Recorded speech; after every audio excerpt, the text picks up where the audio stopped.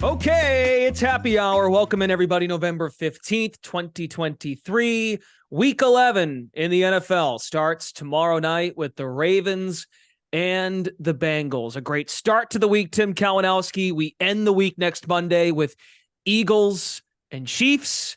A lot of grossness sandwiched in between, but we're going to get people excited with the midweek happy hour program. We are presented by our friends at Bet365. How are you today, Tim?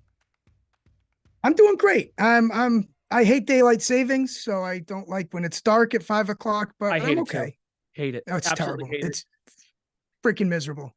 Yeah, it doesn't help night owls that want to watch sports till 1 o'clock in the morning. Like Hawaii basketball played a game last night that tipped off at midnight. And yeah, I know it's not going to be light out at midnight, but the build up to the night when there's college hoop on and we'll have action, NFL Thursday night, it is a real kick in the you-know-where. So, but we're adjusting like the rest of you. Again, we're presented by our friends at Bet365, everybody. Bet365 does not do ordinary. That's why you get more boosts with them than anyone else. Every day, they power up the odds on hundreds of bets to give you a chance to win more. Bet365 boosts specific markets, your winnings, and even parlays, and they don't stop there. Keep an eye out for their biggest and best odds with the incredible Super Boost. Check out the boost and see why it's never ordinary at Bet365. 21 plus only or 18 plus in Kentucky. Present in Colorado, Iowa, Kentucky, New Jersey, Ohio, and Virginia.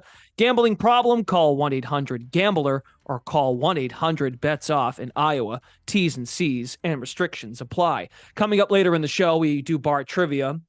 I was heard from a little bird that we were called out for our really horrible trivia. We'll see how we do this week with Evan Abrams, our Director of Research and Media. Curious to see what he has for us this week, if we can get back on the right track. And then we'll have Chris Raybon and Stuckey. They're coming up after us at 6 o'clock right here on the Action Network app, also on Action Network YouTube. They'll have the Sunday six-pack. But first, we welcome it. Well, actually, before we get to our first guest, we need to find out who's on notice going into Week 11. It's our chance to kind of call somebody out, get your crap together. We're this far in the year. Tim, who stands out for you? Who's on notice? It's the Jacksonville Jaguars, Glash. Look, the AFC South Jaguars, they're 6-3. They're only a game up on Houston and Indy in the win column there. So you look at this team, they lose to San Francisco. San Francisco off a bye. They had lost 3 in a row. They got healthy. I'll excuse them for that. I really will. The spot for San Francisco was pretty good, but now you got to take care of business. I seriously believe this Jags team, we keep trying to anoint them before they're ready, but if they take care of business, I'm ready to regrade them by the time it's the playoffs are rolling around. So I'm cutting them a break and saying, it's like when the teacher says to you, your performance is slipping a little bit. Let's try and figure out what we can do here. I don't know. I've had a lot of those conversations. Maybe you can relate. You can't, but that's how I feel about the Jaguars. Yeah. And they still have Ravens, Bengals on their schedule, like some big spots on their schedule. That was a big spot on Sunday against San Francisco. Off a bye. Same for San Fran. They were off a bye too, but can't go wrong with that. I think Jags fans would agree. I'm going to go to a player, quarterback, Jordan Love. I've heard this take from Colin Cowherd, who's a friend of Action Network, he jumps on with Chad Millman from time to time on his podcast. But you get a true feeling, Nick, Tim, on franchise quarterback by Thanksgiving of your second year. Well, Thanksgiving is next Thursday, and the Packers, they go to Detroit on Thanksgiving next week, and then they play Kansas City. So this week, you get the Chargers at home. Soft as puppy poo on defense.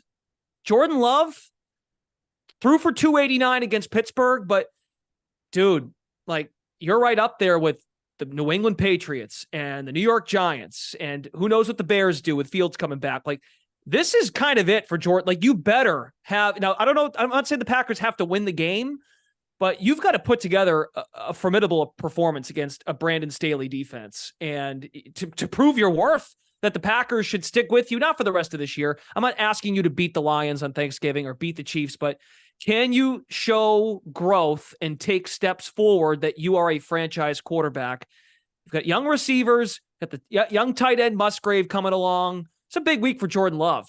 Again, they don't have to necessarily win the game because I think the Chargers have the better quarterback on the other side, but we know how bad and suspect their defense is. It's a good landing spot for Jordan Love to kind of prove his worth and that he can stay in the league as a starting quarterback. So that's he's my guy for who's on notice this week. Okay. Well done, Glash. Thank you. I think that's fair. Time to get into the Action Network luck rankings. Our analysts will grade teams using what's called luck percentage, which is the difference between expected and actual win percentage. I feel like when I read this, I'm reading the glossary of like my math book in 7th grade. What does luck ratings mean? Or what does luck rankings mean? Unlucky teams are often undervalued when there's a large luck disparity between them and their opponents. So the first member of our luck rankings team is Nick Giffen, part of the predictive analytics team at Action Network. He joins us today. Okay, Nick, as we normally do, who has been extremely unlucky in the National Football League 10 weeks in, heading into week 11? Yeah, well, while we're talking glossary here, just remember what derivatives and integrals are. That's your quiz for next week. But no, the 3 luckiest teams in the NFL. Number 1, of course, the Pittsburgh Steelers still. Number 2, the Philadelphia Eagles. They had a bye week. And number 3, the Cincinnati Bengals. But one team lurking in 4th we'll talk about a little bit later. The bottom 3, we have Buffalo dropping into the bottom 3 after their loss against Denver. That score was 24-22, but our expected score had it exactly flipped, 24-22 in the Bills' favor. So a little bit of an unlucky loss there. Second most unlucky team, you just talked about him, Jordan Love and the Green Bay Packers. A little hard done, I feel like, by the officials on that lateral that was not called a lateral. That would have been a touchdown there against Pittsburgh. Somehow Pittsburgh just always finds the magic luck there. It's true. And last, the Atlanta Falcons, dead last in our luck rankings. The Buffalo Bill. I mean, look, I get it. You guys have a formula and it tells you who's unlucky, but the Bill... Sean McDermott not knowing how many guys are on the field is just inexcusable. Is it like that? Yeah, but that has nothing to do with our luck rankings. Okay, all right. I'm just throwing that in there. I guess what I'm trying to say, I'm not trying to diminish the luck rankings. I'm just reminding everybody, like, we're not trying to let Buffalo off the hook for their ineptitude in a variety of ways. So I'm not. Yeah, I think that's what everybody's saying that. And that's when we need to buy in on them and sell on, their opponents maybe. So, okay. I think this Buffalo had a 51% success rate on offense in that game. Denver had a 39% success rate. Let's just remember that. Okay. All right. Fair enough. Got it. Any luck matchups that you identify for week 11? No. The Bears are close. They would have been a luck matchup if that Denver Buffalo game had gone a different way, funny enough, but they are just missing out on being a luck game. I still took them at +10 when it got there because I like that spot. Divisional double-digit dog on the road, unlucky team. So still liked the Bears at 10, but I think they're down to 9 on the Justin Fields news now. Right. I think that's still good to let people know. Like, we had one last week with Green Bay and Pittsburgh, and you just I will say that. We're close to a luck bonanza, a Thanksgiving feast of luck next week. There are potentially 10 luck bets in play for next week? Potentially. We'll see where things shake out after this week, but we'll see. A main course of luck coming right out of the oven for Thanksgiving lunch and dinner. Luck leftovers too at night. Oh, serve with some cranberry sauce, my favorite. Love it. Great. Let's try something else, Squash. Let's try something else. Totals? What else can we try? Yeah, totals. Let's talk about those. We do have 2 luck totals this week. They're both unders. Luck unders, well, luck totals of -5 or lower signal that we want to back the under potentially. They went 2-0 last week. This season, they are 22-11. That's 67% to the under, and 60% to the under over the last 6 years in a 195 game sample size. The first one, the Bears versus the Lions. We just talked about that. I like the Bears here. Well, this is also an under. This has a luck total of -6.2. This opened Sunday night at 45.5, and it steadily got bet up to where it is now at 47.5. Yep. Part of that probably, Justin Fields likely to play. It was announced today a full practice, and that definitely shows in the data. The Bears in Tyson Bagent starts had an offensive expected score 2 points lower than in Justin Fields starts. And that's despite facing a slightly easier schedule defensive, for the opponent's defenses when Bagent was starting. So maybe more like 2.5, 3 points in terms of offensive potential the Bears have with Fields versus Bagent. Also, 55% of the tickets are to the over, but 55% of the money is to the under. So the bigger money coming in on the under.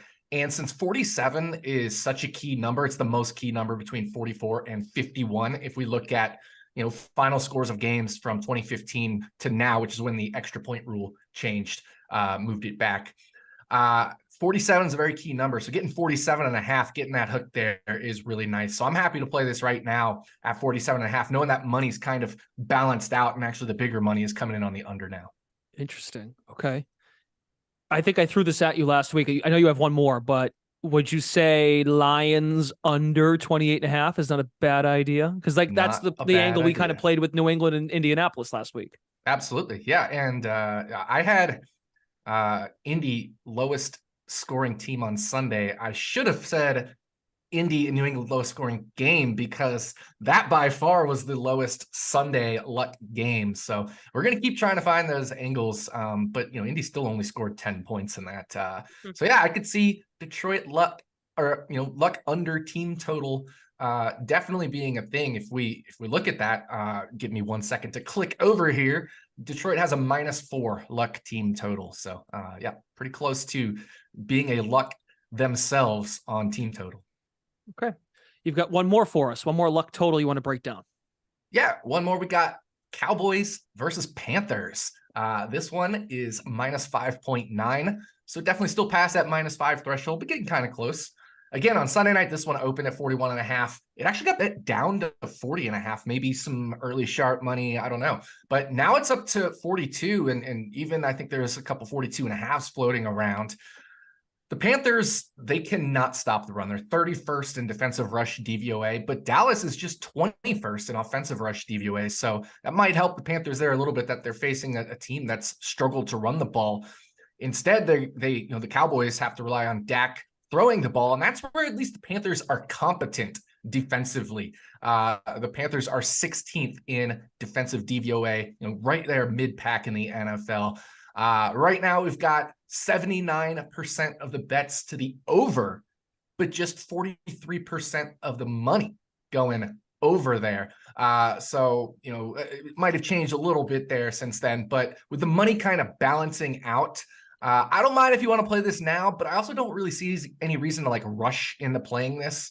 42 is kind of a bit of a no man's land. If we look at 40 and 41 are relatively key. 43 and 44 are relatively key. If we look at, again, finishing totals since the extra point rule change, and 42 is the least there. So I don't mind waiting this out either. I haven't played it yet. It's just kind of one of those. I might just wait and see if it goes up to 43 and then play it. Or if it gets down to 41.5, closer to game time, I'm still okay with that because we're still getting the hook on 41. Okay. Very good. I like it. Next. Go ahead, Tim. I like it. I mean, what do you want me to say? I'm going to debunk the math. I mean, I get lost in the sauce. I don't take care of my textbook. I'm in the glossary flipping back and forth. It's the same thing with this. Sean Koerner, we bring in another brain, and we're talking passing yards. We're talking futures, props. It's a good time in the year to take a look at these markets, and it doesn't expire once week 1 starts. So if you look at the NFL passing yards leaders, you saw it right there. Sam Howell, CJ Stroud, a couple surprises. Tua, Josh Allen, Jared Goff rounded out. But Sean Koerner, you have a bet here for us. We can get at this in some way, somehow. Yeah, so I'm going with Tua Tagovailoa to actually end up leading the league in passing yards at plus 350. I set up a rest of season simulation to help tackle this market, and I ended up showing Tua with about a plus 220 fair odds for this market.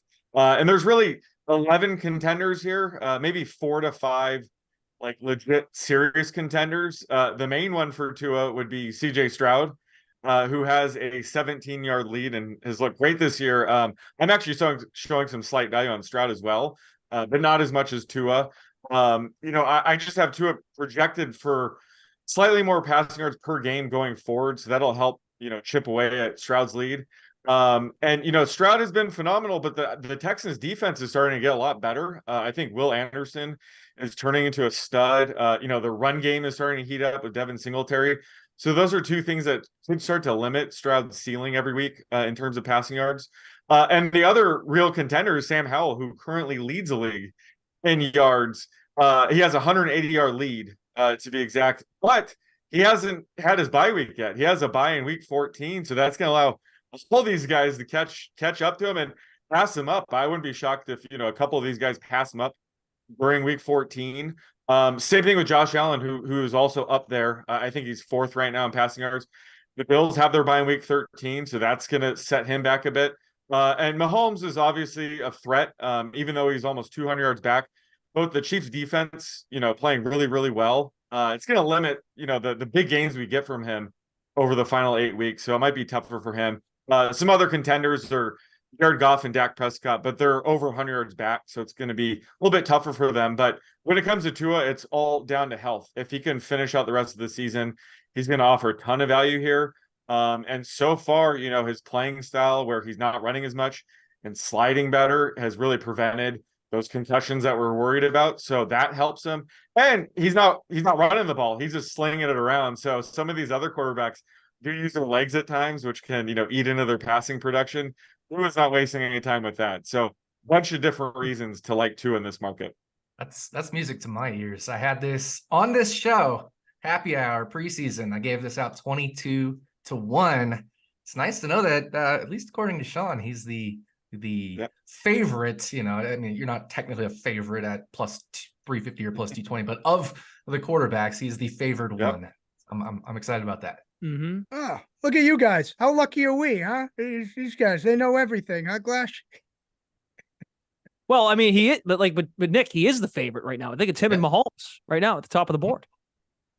Okay, good to know. What do we like? So, Nick, jump back in here. So we have Koerner on. He's putting this on his tab. Koerner's just going to put the plastic down, leave the card there till the end of week 18, and we'll come back and collect on Tua. But we're going to collect more, I hope, on win totals. There's a win total that you see value in right now, Nick, now that we're 10 weeks in. I'm going right back to where I went preseason, not just with Tua, but with the Denver Broncos under on wins. I gave 8.5 preseason. I'm going to take under 7.5 now. There's some plus money out there on this one, and I really like that. The Broncos are 26th by DVOA, but they've been lucky to get there. They are the 4th most lucky team in our luck rankings. Remember, I said I'd mentioned number 4. That is the Denver Broncos. Thus, when we schedule adjust them and luck adjust them, our schedule adjusted expected scores have them 28th. Yeah, they've played a tough schedule, but they still have kind of a middle to tough schedule the rest of the way. Russell Wilson, and this was part of why I liked liked the under this year. He's had the 2nd worst adjusted net yards per attempt of his career. He's 2nd worst QBR, 2nd worst in a whole bunch of stuff. 2nd to only last year's results in his career. So he hasn't really rebounded to the levels that he used to be at. And like I said, the Broncos have faced a tough schedule, but only gets marginally easier. Although it does definitely, they do benefit from Deshaun Watson being out the rest of the year since they do face Cleveland next week. But I think there's this perception. We kind of talked about it with the Bills, the perception, but I also think there's this perception that the Broncos are better than they are thanks to recent wins over Buffalo and Kansas City. But both of those wins ranked inside the top 10 in terms of the luckiest result in those respective weeks. Tim and I, we always review the 3 luckiest results of the week. Neither have entered the top 3, but they've both been inside the top 10 in those respective weeks in their wins over Kansas City and Buffalo. And actually their loss to Kansas City, they got pretty lucky to not be completely blown out in that one per our expected scores. So they're a pretty far below average team facing kind of a near average schedule. So the 8 games remaining, 4-4 would be an average team against an average schedule. So a much lower than average team, right? 26th in DVOA, 28th in our schedule adjusted expected scores, which power our luck rankings. I got them at 7 wins. So I like getting plus money to under 7.5. So I can tear up my Broncos Super Bowl ticket. I'm done there. Yeah, I didn't even like that preseason. I clearly didn't talk to you enough preseason because I love Russell Wilson. I've got his jersey on. But I did a study back in, I think it was like 2016, that looked at quarterback career arcs based on their archetype, like what type of a quarterback they are. And once the 5th archetype of quarterback, which is Russell Wilson's type, hits a drop off, they pretty much stay there. They're done. Their career is toast. And we haven't seen Russell Wilson rebound to the levels that he was prior to last year. Huh. Yeah, I could have used that. They're 4-5. Minnesota, very lucky Cleveland, to be 4-5. Sure, they are. Of course they are. Yeah. I mean, those wins, like you said, those 2 wins are incredible. Kansas City, Buffalo. Mm-hmm. All right. Koerner, I think you've got one too. A win total under that you're eyeing. Yep. Yeah. So I like the Seahawks under 9.5 wins. You can get it at plus 110 right now. They've had the 5th easiest schedule to date, which is kind of why they're 6-3 right now. But they have the 4th hardest the rest of the way, including 3 home games and 5 road games. They have an absolutely brutal stretch, weeks 12 through 15, where they face the Niners, the Cowboys, the Niners again, and then the Eagles. So I want to get ahead of that this week while they're more of a pick 'em against the Rams, who just got Matthew Stafford back, thank God. I think now's sort of the time to buy in on the under here. And Gino's struggle at times this year, his turnover-worthy play rates, 8th highest among the active starting quarterbacks right now. He has one of the best wide receiver trios in the game that can help elevate him a bit, but I think he's really struggled this year. And one of the things I noticed, kind of why I'm showing some value on the under here, is I have the same chances on winning 9 games and 10 games, 25% apiece, but I have them showing a much bigger chance of only winning 8 games versus winning 11 games. So a 21% chance they only win 8 games, and just a 13% chance they go over this by 2 games. And that's because of their tough schedule. Their schedule is sort of the reason why I'm showing close to 60% chance they stay under this. Well, I have Seattle to make the playoffs, so I'm hoping maybe we could find a sweet spot where those both hit 9-8. Yeah, if they win 9 games and make the playoffs, I'd love that. Does that work? Yeah, Okay. that would work for me. Deal. No, it's and I think it's a good thing with the schedule that we have this week. Not some great games, some longer spreads to take a look at these markets and say, we don't just have to bet sides and totals every week. We can get at this market as well. Buy the dip, sell high, things like that. Glash, I think you and I have some proposals for our futures to give to the panel here to see if they approve. Yeah, so this one's going to bother Nick and Sean slightly. Well, Sean mentioned this player in his analysis when he talked about Tua leading the NFL in passing yards. Can I throw Dak Prescott at you at 16-1? Now, this particular spot this weekend, I know they're playing Carolina, who doesn't stop the run, and they're on the road. They're not in Dallas or Arlington, wherever they are. So it could just be a get in, get out, run the ball, hand it to Pollard 25 times, and just survive the weekend. And Who knows if they cover 10.5? Who cares? They're home. Dallas is so Prescott's thrown for 300 plus yards in 3 straight games. Then they're home for 3 straight. And they go, let's see, Dallas goes home Washington, Thanksgiving, home Seattle, bad defense. You just noted that. Home Philly. That's a back and forth kind of game. Now, I see a Buffalo in December. That worries me. They're in Miami. It's not as hot and as humid as it is in September there. Home Detroit. Like, Dak Prescott's got a nice little schedule here, Koerner, to rack up the yards at 16-1. Yeah, no, I love your analysis. Unfortunately, I'm showing him exactly 16-1 odds. Again, he's 100 yards back of both Stroud and Tua, who I still think are the better bets rest of the season. And the one thing with Dak is he's using his legs a lot more recently, which is going to eat into his passing yards, but also expose him more to injury, which is, going to be massive for this market. Really, this bet comes down to you need these guys to make it through the next 8 games. But yeah, like I said, I think it's a break-even value at worst. And he does have a massive ceiling. He's coming off a 400-yard game. So I can't fault you for going this way. All right. Nick, you have something to say? I mean, Nick wrote literally in our show rundown, he wrote boo in all big letters. So anything to add there, Nick? I mean, outside of the fact that you want Tua to get this for your preseason pick and how Koerner evaluates it now, you have to admit that it sets up well a little bit here for Prescott. Actually, I agree with Sean. I think your analysis is pretty sound. I mean, these are teams that score. Even Washington, they're pass heavy, and all these other teams you mentioned, Buffalo, Miami, Philly, etc. They all can put points on the board. So some of these games have the potential to turn into shootouts. So don't hate it. I just want Tua to win it. Okay, that's fair. That's fair. Good luck, Tim. They liked my analysis. Hope they like yours too. Yeah, no, this is a fun panel. This is great. Everyone just gets shredded. This is great. How about this? Speaking of getting shredded, Josh Allen to lead the NFL in interceptions. He's showing plus 400 at Bet365 right now. And he indeed leads the NFL in interceptions right now. He has 11. Second and third are Jordan Love, or it's tied for second, Jordan Love, Mac Jones with 10. My thinking here, and I also took Allen preseason. I can't find the ticket anywhere. I'm shuffling Show us the ticket, coward. Show us the ticket. Did you actually bet it? I did. I can't find. I gotta find it.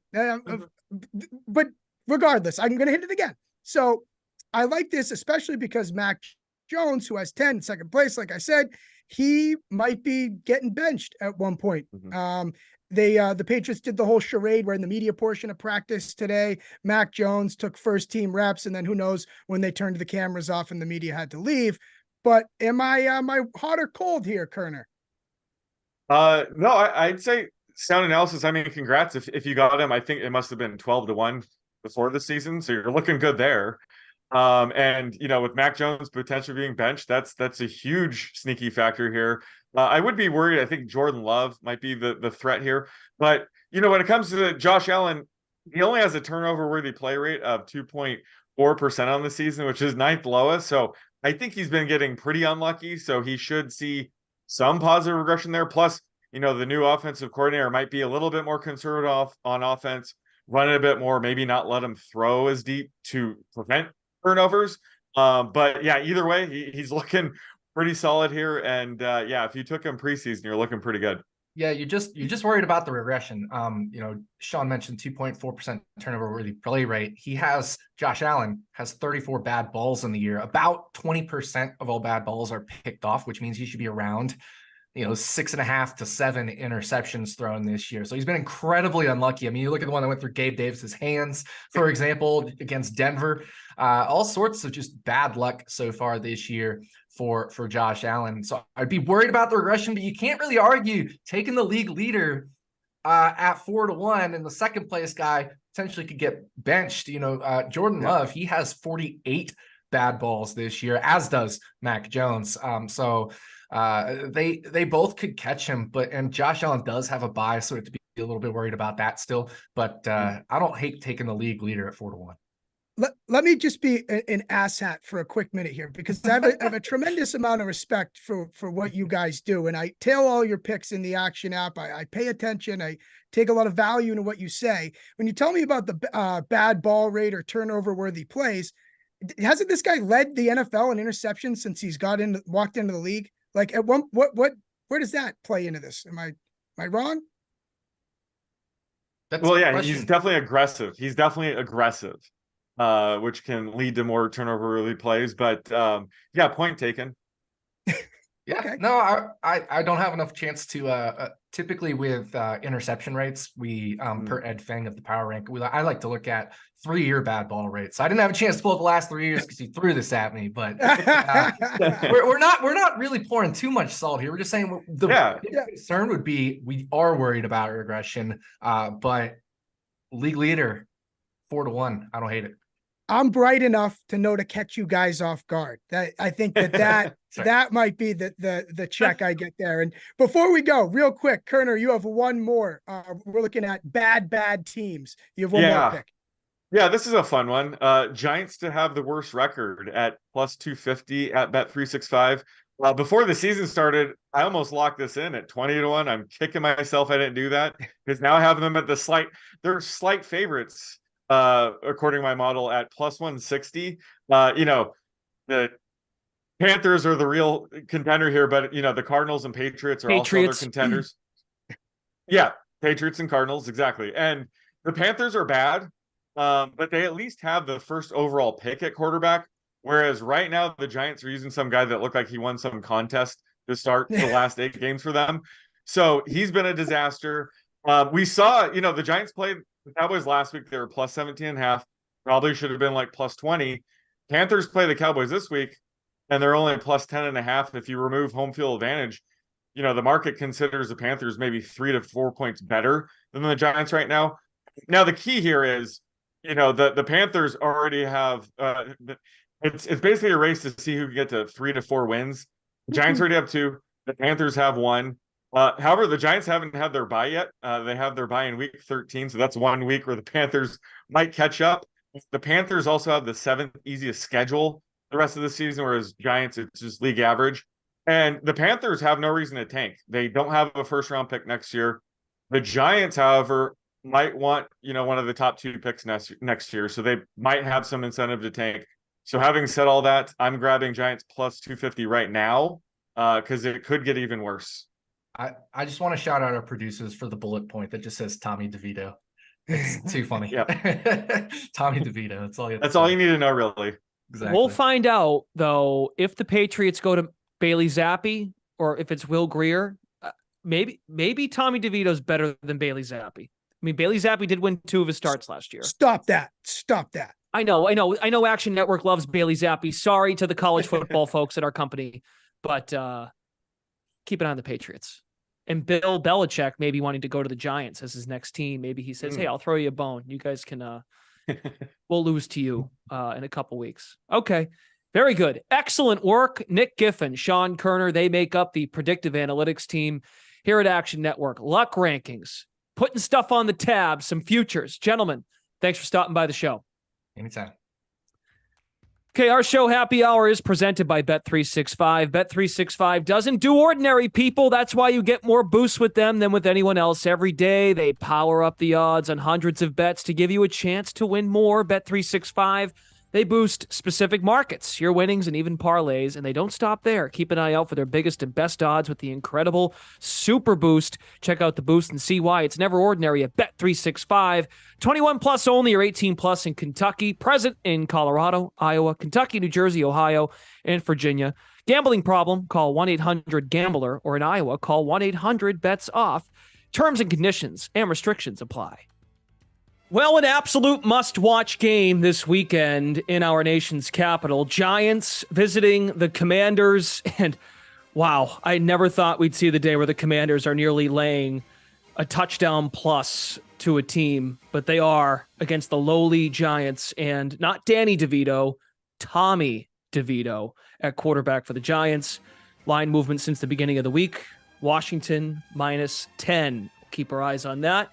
In the NFC East, we now welcome in Evan Abrams, our Director of Research and Media at Action Network. It is time for bar trivia, as we do each and every week here on Happy Hour. We want you to weigh in the chat. So, Evan, take it away. What's the question this week to stump Tim and I? All right, so leading up to Thursday Night Football, everyone is going to hear this stat. It's going to be everywhere. every network. Joe Burrow, 15-2 against the spread as an underdog of 3 points or more in his career. Now, right now, Bengals about 3.5, so stat works. What I'm asking for you guys, who are the 2 losses? Name the quarterbacks that Burrow didn't cover against when he was an underdog of 3 or more. 15-2 against the spread in his career. I want the 2 quarterbacks he didn't cover against. Okay. This is That's fun. the question. That is the question. Now, think about it. Obviously, 17 games. So think about it. Let me keep going a little bit here, and we'll revisit this in a second. So let's stay with Thursday Night Football. Bengals haven't been great on the road in prime time historically as a franchise. 1-23 straight up on the road in night games over the last 25 years. They are currently on a 13-game straight-up losing streak. Their last win came back in 2012. Now, me, myself, would tell you, between Carson Palmer and whoever else, it's a stat that doesn't have a ton to do with today, except for the fact that I will say Burrow himself, 5 home starts at night, 5-0 straight up. 5 starts at night on the road, he's 0-5. So Wow. 0-5 himself, which is interesting, but the Bengals have struggled in that role themselves. Does that include postseason? Yeah, believe so. Wow. Okay. I'm just thinking, it kind of relates to your trivia question, but the Bengals, the way they've performed, especially the year they went to the Super Bowl when you're playing at 6:30, that's not quite the prime time 8:00 spot, but wow, 0-5 on the road in night games.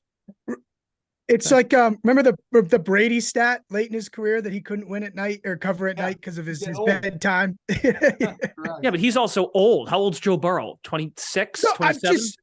I'm not saying that's why. I'm just elaborating on the question. I'll come up with a theory. The theory, at least recently in the media, is Burrow's been going to bed at like 7:30 and he doesn't stay up late. So maybe the night games get to him. That's what I'm going with.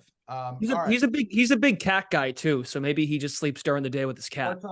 I like cats. Let's not make fun of cats. No, I have a cat too. I used to hate cats. Now I'm a cat guy. That's all I was getting at. Go ahead. Keep going. I hate pets. Same page. Okay. How do we not talk about this? I feel like every show leading up to next week's games, everyone's going to be like, we have to talk about primetime unders. It's been wild. If you include night games and international games, so you look at the primetime window, 30-7 to the under this year, 81%.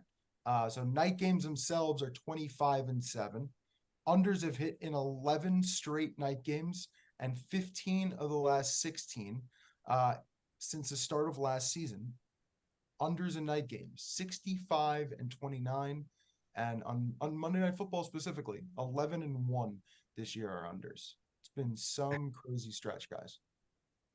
So total this week, 46. That's an auto underplay, right? I mean, listen, I've been betting them.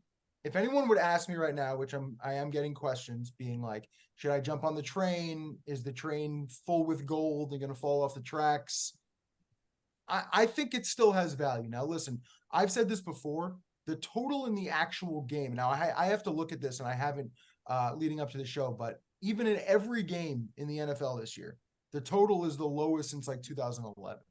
So I would assume it's probably a similar trend in night games, as we've been seeing some 37s, even a 36 or so.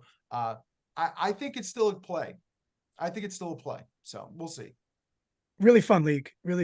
I have a question. Sure. Do you have on the tip of your tongue the last night game over? Do you know it? I don't. I was going to actually ask you guys the trivia question. I didn't even look it up myself. It's been I said it myself. It's been 11 games. In I don't know, some Eagles game. I have a guess. Would be the Thursday night Bears Commanders game. Oh yeah, that was 40-20, right? So that had to have been. So that would be my guess. That's a good guess. What week was that? Early, right? Really early. I mean, if it's been 11 games, that's 3 games a week. So it's been a month. Could be. All right, boys. Moving on to our last one before trivia. So if you look at the board this week and you looked at all these games, I think the first thing anyone would notice is Wow, a lot of big spreads on the board. So right now we have 5 double-digit favorites, which would be the most in a week since 2021. And if you're curious, because, well, you are, it's a trivia show and you're going to be at the bar, 6 is the record in the wild card era. So we would need one more, which I don't see on the board currently. It is interesting. Double-digit underdogs in division. 0-3 against the spread this season. You've got 2 this week with the Giants and the Bears. The interesting thing is that trend, 85-52 against the spread in November or earlier in previous years. Not so much this season. So we'll see if that continues. The one that's fun, if you want to talk about that Bears-Lions game for a second, Goff covered 11 straight NFC North games. So I believe it's since like 2020, 2021 was his last no cover there. It's been a crazy streak for him. And the Lions, of course, just a machine. 30-13 against the spread last 3 seasons. They can't do anything but cover. So that Jared Goff run dates back to when he was a member of the Rams, right? Because if that's it's against. I'd have to look up 11 straight covers for him versus the NFC North. Oh, that's what I mean, Tim. He could have been a member of the Rams playing a Vikings, a Bears, clever, a Packers. clever, yeah, clever. Yeah, I'm just stalling time thinking about this stupid trivia question. That's really what I'm doing too. We're bringing it back. Joe Burrow, 15-2 against the spread as an underdog of 3 points or more. I'm asking you guys, who are the quarterbacks to beat him? It's not too tough. I mean, they're all current guys. So any guesses? Oh, he tells us that now. They're current guys. Okay. I mean, mostly current. I mean, I take that back. They're mostly current guys. Like, you've heard of them. Okay. Tim, go ahead. Flash. Any guesses? Go with the obvious. Clash, the guy that plays for the Kansas City Chiefs. Chad Henne? Yep. Clash. That was a joke. That was not that was in our little huddle at our table when we're chatting. I know. But all right, fine. Patrick Mahomes. It's not correct. Okay. How about this? A couple years ago, they either last year or the year before, remember they played that really good game against the 49ers, went down to the wire. Sure. And it wasn't Brock Purdy. And it would have to be Jimmy Garoppolo. It's not. It's a good guess, though. It's not Garoppolo. It's a good guess. So my thought is we got to think of it like a Bengals since they made the Super Bowl in the 2021 season when they lost to the Rams. I'm really close to a hint. Just keep going. I'm really close to it. So I want it, Tim, my thought is since the Bengals have become like the new Patriots where they like start really slow, it's got to be an early season loss or they were on the road and they were off a couple of losses. Oh my gosh. I don't know. I can't even come up with a guess. That's how bad I feel so poorly about myself here. Did Kenny Pickett start that whole year last year, or who started first? Trubisky? Trubisky did. Trubisky started the year. So, and Evan's shaking his head. It's not Kenny Pickett. Well, I was going to go Trubisky. That's what I was going to go. Okay, let me give you one. Maybe, how about Baker Mayfield when he was a member of the Browns? It's a good guess. It's not. It's a good guess. Okay, Lamar Jackson. Nailed it. That's one. He did it against, so Lamar is the first one he did it against back in 2020. Okay. And was that the poop game? Oh no, that was against the Browns. Actually, the Bengals were plus 12.5 in the game and lost 27-3. Got blown out. Wow. Huh. Okay. You sure that wasn't Finley? Was that really Burrow? And then the other one. Oh, okay. Let me guess. One more. Yeah. Christmas time last year. No, he wasn't an underdog. He was a favorite in that game. Never mind. Go ahead. So I was going to give you this hint, but I'm just going to tell you the answer now. He's actually covered 10 in a row in this spot. So at 15-2, he's covered 10 in a row. Oh, I know it then. Undefeated since 2021 in this spot. So 10-0 since 2021 as an underdog of 3 or more. His last loss was a 36-10 road loss in November of 2020 against Ben Roethlisberger. So Big Ben and Lamar Jackson are the two people to cover against Joe in this spot.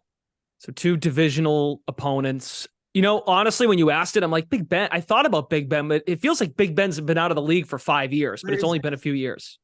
Crazy. And that's the last loss. Big Ben beat him 36-10 in Pittsburgh. Wow. Okay. Thanks, fellas. It's been fun. Evan, thank you very much for stopping by. We will we don't have you next week because of the holiday, but it will allow Tim and I to take the break and read some more almanacs and get caught up to speed on how to happy be better at Thanksgiving, trivia. everyone, and have the annual bet against the Cowboys. So that's what we do. Evan Abrams, our Director of Research and Media at Action Network, our trivia host. Talk to you next time. See you later.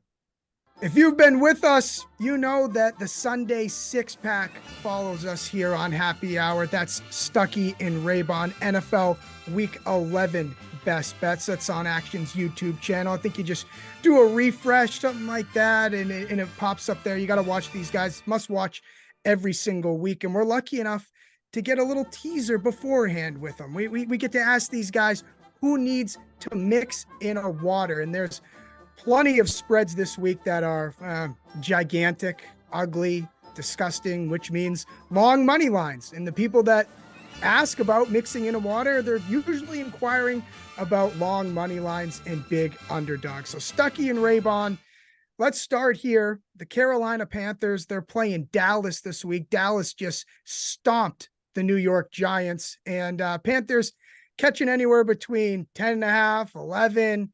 And we have Nathan here, Billy Betts.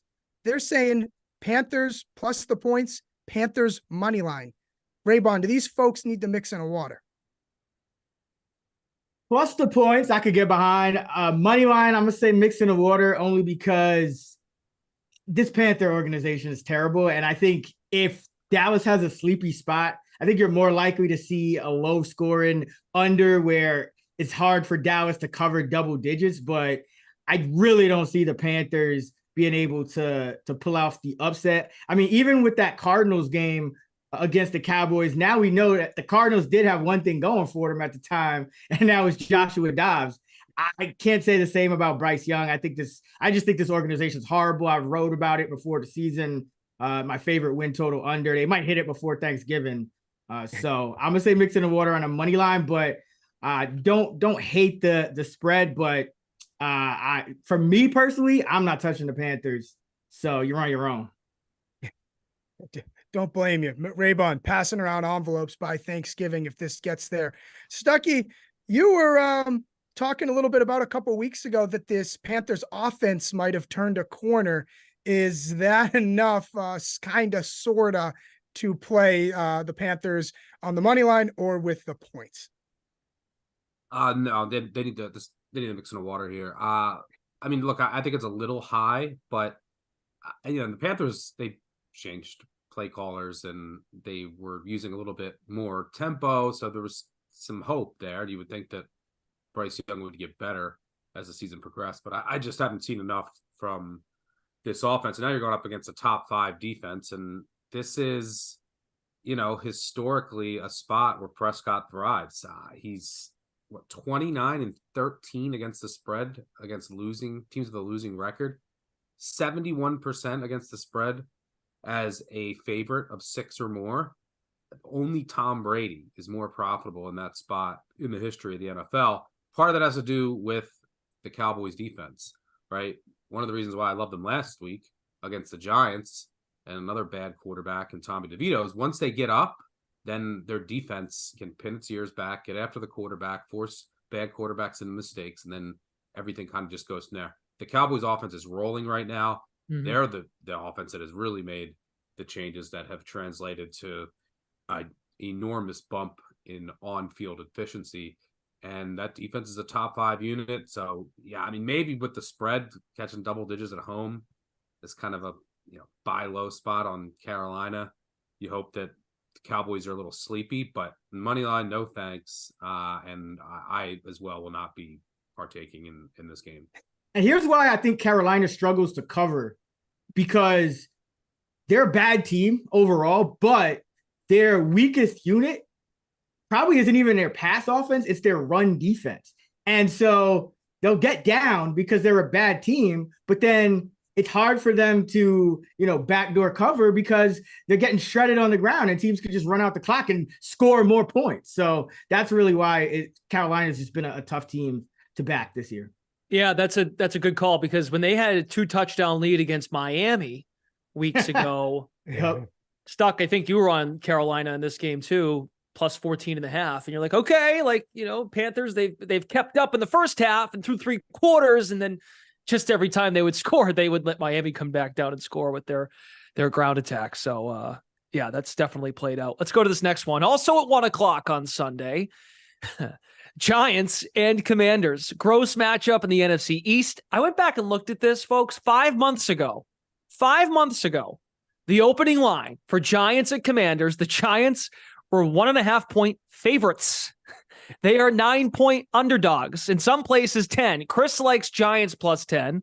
Jeremy says Giants money line around plus 350. Says almost always close game with Washington, so I guess they have a chance. Raybon, to Jeremy and or Chris. Chris just likes the Giants and the points. Jeremy wants them on the money line. Do these guys have to mix in a water for believing in Mr. Tommy DeVito this week? Nah, I don't think so, because this is the classic.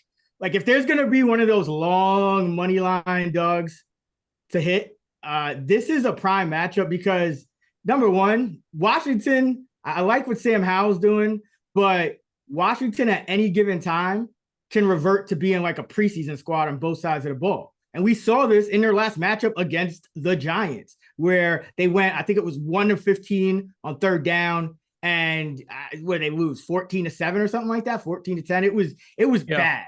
And, Tommy DeVito, it's been ugly, especially going against Dallas. Against the Raiders, I think he was 15-20 in garbage time. He's not he's not Tim Tebow, right? So, he's played preseason games. He's thrown the ball against NFL defenses before. I mean, we saw this Washington defense come out, I think it was week 6, and get lit up for 40 by the Chicago Bears. So I'm going to say you don't have to mix in a water. You could look really ugly, and there could be egg all over your face because Washington could easily go, beat them 40-9. But the Giants do have a shot in this one. This is the type of team that the Giants might get their last win of the season against. Okay. I will tell you, though, looking at the box score, Giants 14-7 winners in that game, week 7. Darren Waller, who is on IR right now, had one of his best games of the year, his coming out party as a member of the Giants. 7 catches, 98 yards, and a touchdown.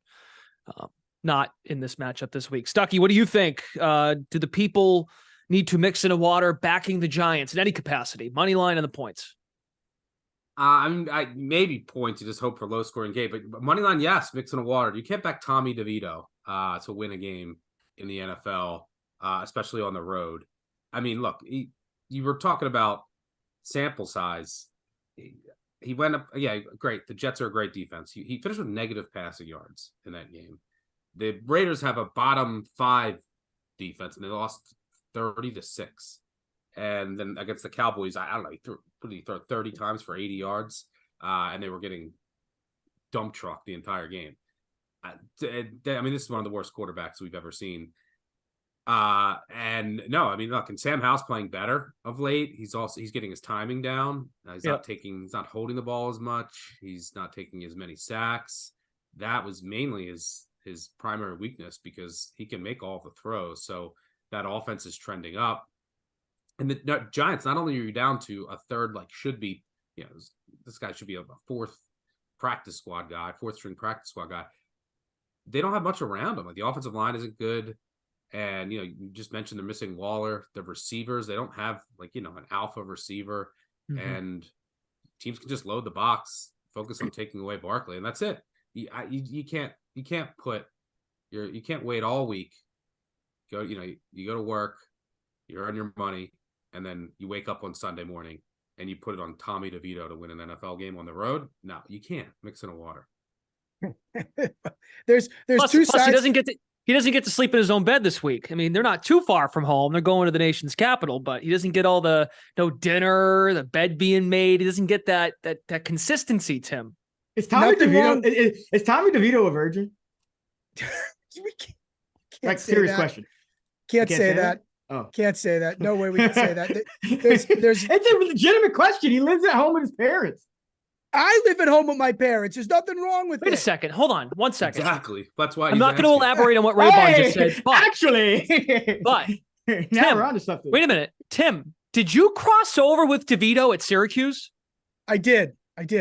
Yeah. Well, I mean, maybe you have any inklings of what Raybon's talking about? I don't know, but all-time tool bag Hall of Fame, Tommy DeVito. I thought you were talking about me. No, it's never had an easier time rooting against someone. Tool bag. Whoa, okay, damn. But I can't ask if he's a virgin, and you just go on a tool rant like it's fucking Home Improvement in this bitch. Here we go. Cover your ears. Anyway, yeah. So two sides to every story. Washington laying points. That many points seems bizarre, but also too, yeah, it is Tommy DeVito. And I don't Stuck. You said sample size. I don't think he wants a bigger sample size. I think that would only get uglier. So a lot of tickets and dollars coming in on the Giants, so which is a little bit perplexing. Maybe a trendy dog type feel. Another trendy dog, possibly. I've had enough talking about Tommy DeVito. We'll move on. Yeah, let's go. We're done. Yeah. Trendy dog could also be the Arizona Cardinals. They're playing red hot CJ Stroud, Houston Texans this week in the +4.5, 5 range. I'm also on the Cardinals, so I guess I apply to this as well. Two people, Cardinals over Texans. One says money line, one doesn't disclose it, but I'm guessing money line as well. Raybon, what say you? I think my guy Stuckey is probably going to disagree. I wouldn't say mix in a water.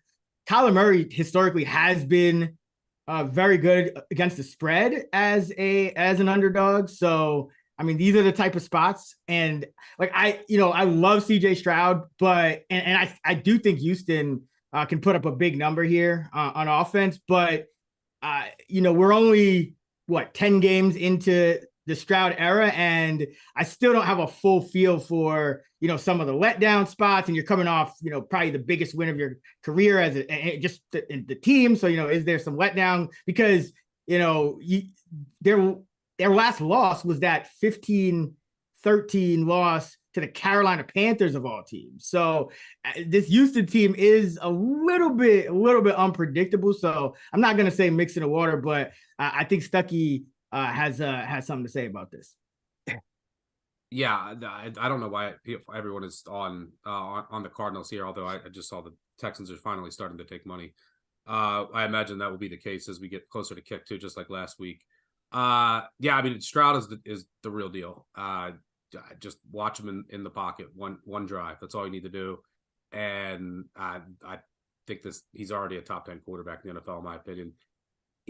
How is anyone on this Arizona defense slowing down Houston? I have no idea. He's not going to get pressured. The Cardinals are bottom 5 in pressure rate, bottom 5 in blitz rate, and he's going to sit back in the pocket. And I would agree, it's a little bit of a letdown spot, but you're going home. Be a little different if you're going on the road. And that Carolina game, that's the game that sparked everything for this offense. They finally came out. The offense was slow. It came out. D'Amico Ryans and said, "Look, we made a mistake trying to run the ball into walls. We have to rely on our strengths." And the past 2 weeks, they let Stroud. Really, they handed him the keys to the offense, and this offense is just ripping apart defenses ever since. I mean, the Cardinals have one of the worst secondaries in the league. They have no corners who can defend, and they're not going to get pressure. So Stroud's going to sit back in the pocket, and he's going to pick them apart. And yeah, I mean, Kyler Murray's back. That provides a boost to the Cardinals, but this still isn't a great, offense overall. Texans' run D's actually been really good. Yep. So with Koerner back, that's important. And their secondary is now healthy. You got to remember this Texans team early in the season, they were playing without both their safeties. They were playing without, 3 or 4 starting offensive linemen. We'll see if they get Nico Collins back, but they don't even need them with the way that Brown is playing with Tank Dell. So, I think that this line should be closer to a touchdown. Cardinals one of the worst teams in the NFL, and look back at their results this year. I mean, they'll win they're a team that's going to finish with 2 or 3 wins. They'll win an occasional game, and then the rest of their games they're getting blown out by 17 plus. look, it is a little bit of a letdown spot for Houston, but they're going to be at home in front of the crowd, and I just don't see how Arizona can stop them. Yeah, I don't think the Texans have played their best games yet defensively. The last 2 games, obvious, right? Tampa, you mentioned the Bengals game, but yeah, I think they have yet to scratch the surface defensively, and that was what was supposed to carry them the first half of the year. And as you said, Stroud has really proven to be quite the get. Let's go to the Thursday Night Football market report. The very latest for Bengals Ravens. This is a huge game for Cincinnati because they lost head-to-head to Baltimore earlier in the year, 27-24. And the Bengals coming off that loss to the Texans, they're in the wild card position right now, or they're fighting for a wild card position. Money coming in on Cincinnati as a dog. 63% of the bets, 72% of the cash on the over 46 over at Bet365. Time for last call. Raybon, look, I know Stuckey doesn't like Thursday Night Football, but we actually get a good game. It's this game and Monday night. These are the 2 best games of the week. Raybon, and he's a Ravens fan. Okay, perfect. So we'll get to Stuckey in a second. Raybon, you first. Side, total, anything you like in this game?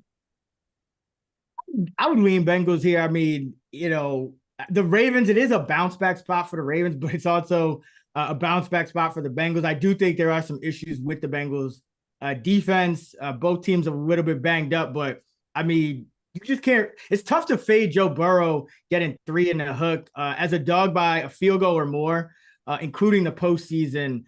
Joe Burrow 15-2 against the spread, 88% in his career. Stuck, you gonna watch this one? Yeah, of course. I lean Ravens here, and the Baltimore defense has been just a thorn in Burrow's side in recent meetings, and they've caused him all kinds of issues, and you won't have T. Higgins here.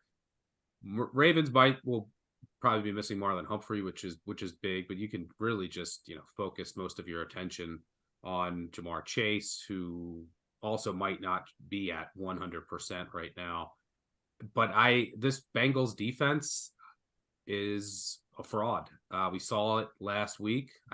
One of the reasons I loved Houston is if you looked over the past 3 weeks, this team, the Bengals were getting, and it happened last week too. They got 2 more red zone fumbles, 2 freak fumbles last week, and they got a 4th and 1 stop. You go back to the Seattle game, Seattle up in the red zone the entire game, doubled them up in yards, couldn't score. The 49ers, 460 yards of offense, kept turning it over in the red zone. It has happened time after time with this defense that, go back to the Bills game, the Bills with a weird fumble in the red zone. And if you just remove turnovers, which tend to be fluky and have a ton of variance, the Bengals defense is a bottom 5 unit in the NFL. They lost both their starting safeties from last year from a defense that I thought was severely overrated because they played about 10 backup quarterbacks, including one in the playoffs who they almost lost to.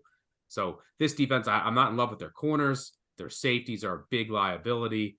I think that this defense is ripe to get picked apart again. And they have more negative regression coming, especially in the red zone and in the turnover department. So I think the Ravens they're not going to have much of an issue moving the ball here. The Ravens defense without Humphrey, I think the back end is a little bit overrated because they've faced some beneficial quarterback situations. Joe Burrow right now is playing really well. So I lean Ravens. I might play a little bit on the over, but that's just donating money. Yeah. I think Island NFL games, including international and primetime, I think are 30-7 to the under this year. They've hit like 11 in a row. There's no reason why. But I like the over a bit here. Even though Burrow has struggled against this Ravens D, I think that he'll be able to find enough offense. And I don't think the Ravens offense is going to have any issues. So as of right now, I'm leaning Baltimore in the over. All right. Any pushback there, Raybon? Are you good? No, I mean, Stuckey is like, if I trust anybody on the Ravens, it's Stuckey. So I'm not going to push back too, but it's just, like I said, for me, it's just tough for me to fade, 3 in the hook with Burrow at 17-2 against the spread as a dog. Yeah. Even in the early season when Burrow was still fighting through that calf injury, I believe, it was a 3-point game against the Ravens, 27-24. 27-24. Yep. Yeah. So it's just, you look up and Burrow's just always right there somehow, some way. So, and especially with the way the Ravens have been playing in, late in games, it's probably all going to kind of even out at once, but I just don't know if it happens on a Thursday divisional game. These things tend to be tight. So, and also, you mentioned in that 15-2, 17-2 Burrow number, one of those losses, Clash and I learned from Evan Abrams, was to Lamar Jackson, one of those ATS losses. So, do that, take that with what you will. Stuckey, update on the variance we're seeing in the NFL. I assume you had another bad weekend, Tim, and you're on the Cardinals, so it looks like that variance is going to continue for you. Ask Raybon. Great weekend, right? I went 2-0 with our little thing. Finally. I think second time all year. Might be. And I sought out some outside counsel from Stuckey, laying it with the Cowboys. So thank you, Stuck. Appreciate that. Well, Tim, are you going to make it to the end of the year? Like, do you hate the NFL? Is that what you're getting at this point? I freaking hate it. I hate it. It is just... Well, now you're on the Cardinals, so the variance is back. Yeah, what's happening with these rookie quarterbacks? So bizarre. The craziest thing. All right. Yeah, we'll see. Chris Raybon, Stuckey, Sunday Six Pack coming up next on the Action Network YouTube page. Also catch them live in the Action app. Gentlemen, thank you very much. Have a good show. We'll talk to you next week. And you can hang out with Chad, Simon, and the Action Network crew Sunday, December 3rd in Hoboken, New Jersey at the Shepherd and the Knucklehead. It's a pretty cool name of a bar or an establishment. Won't be happy hour. It'll be the weekend by then. 4 to 9:30, live broadcast of the Favorites podcast. You can go to eventbrite.com and search the Favorites Pod or hit the link below to RSVP. Sounds like a great event, Tim. I would love to attend and confront Chad about his knowledge on trivia. It was brought to our attention on the Favorites podcast when Evan Abrams joined them that Chad was not too impressed with our trivia knowledge. He called us the Wednesday crew. He didn't call us by our show title. Like, come on. We have a show title. We've been here 11 weeks. The least we can get there is just the name of the show and a little promotion.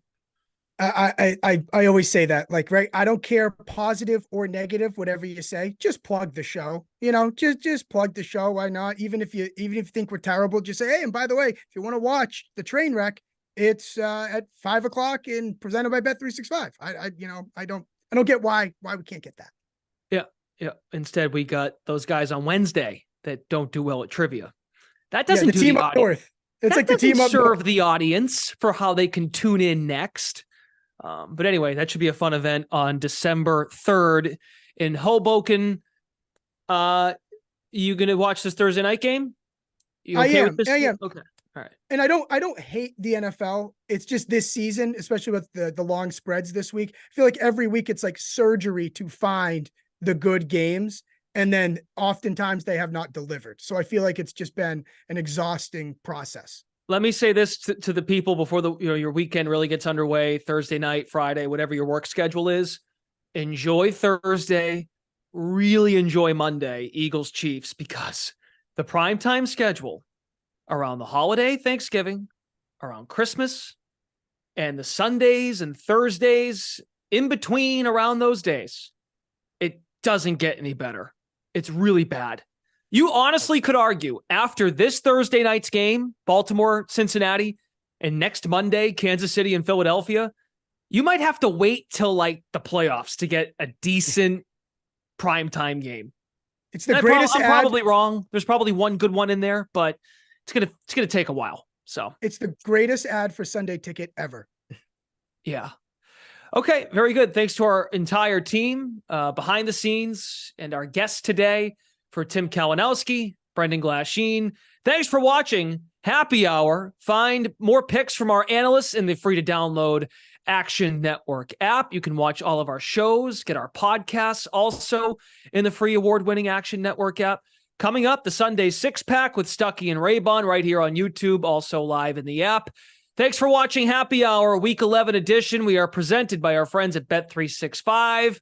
We are not here next week. We are taking Wednesday off next week. There will be a Convince Me touchdown show power hour for next Thursday's slate. No show next week. So we'll talk to you in the month of December after Thanksgiving.